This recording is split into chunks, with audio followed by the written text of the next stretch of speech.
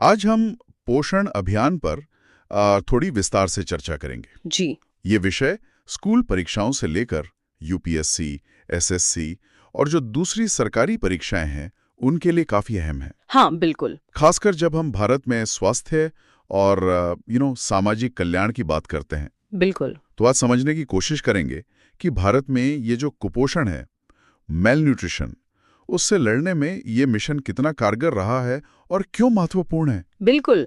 और देखिए, भारत की स्थिति इस मामले में थोड़ी कह सकते हैं विरोधाभासी है। अच्छा, कैसे? हम अनाज उत्पादन में तो आत्मनिर्भर हैं, मतलब फूड सरप्लस राष्ट्र हैं हम। हाँ, ये तो है। लेकिन फिर भी कुपोषण की समस्या खासकर बच्चों और महिलाओं में वो काफी गंभीर है।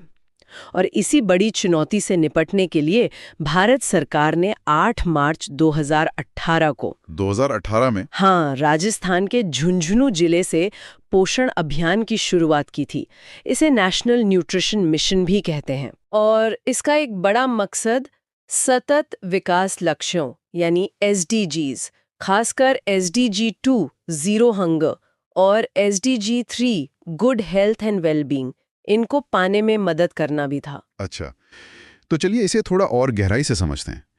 इस अभियान के जो मुख्य लक्ष्य थे वो क्या तय किए गए थे? हाँ, तो देखिए, इसके जो मुख्य लक्ष्य थे वो थे बच्चों में स्टंटिंग, मतलब कि उम्र के हिसाब से कद का ना बढ़ना, अंडर न्यूट्रिशन यानी उम्र के हिसाब से वजन कम होना, एनीमिया खून की कमी जिसे कहते हैं, और जन्म के समय बच्चे का वजन कम होना।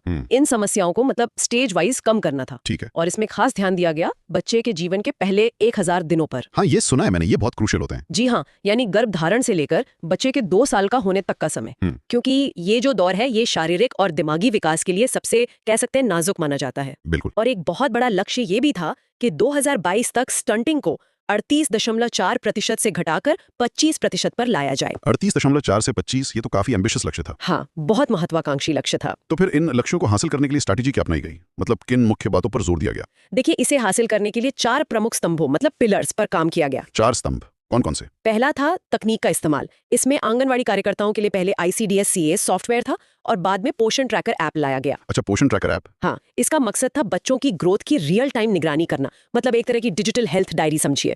ठीक है। दूसरा था अभिसरण यानी कन्वर्जेंस, मतलब कि अलग अलग मंत्रालयों और विभागों के बीच तालमेल बैठाना।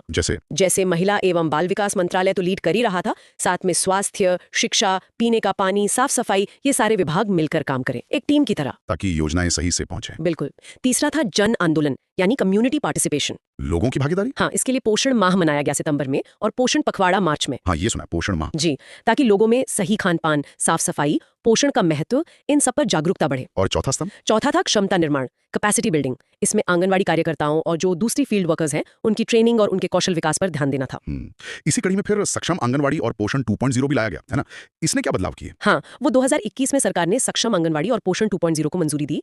ये असल में एक तरह की एकीकृत पोषण सहायता योजना है, एक अम्ब्रेला स्कीम कह सकते हैं। अच्छा, अम्ब्रेला स्कीम। हाँ, इसने पोषण अभियान, ICDS यानी आंगनवाड़ी सेवाएं और किशोरियों के लिए जो स्कीम थी SAG, इन सबको एक साथ मिला दिया। एक ही छत के नीचे ले आए। जी, और इसका मकसद था आंगनवाड़ी केंद्रों को और बेहतर बनाना, जैसे वहां बेहतर इंफ्रास्ट्रक्चर हो, साफ पानी, टॉयलेट की सुविधा हो।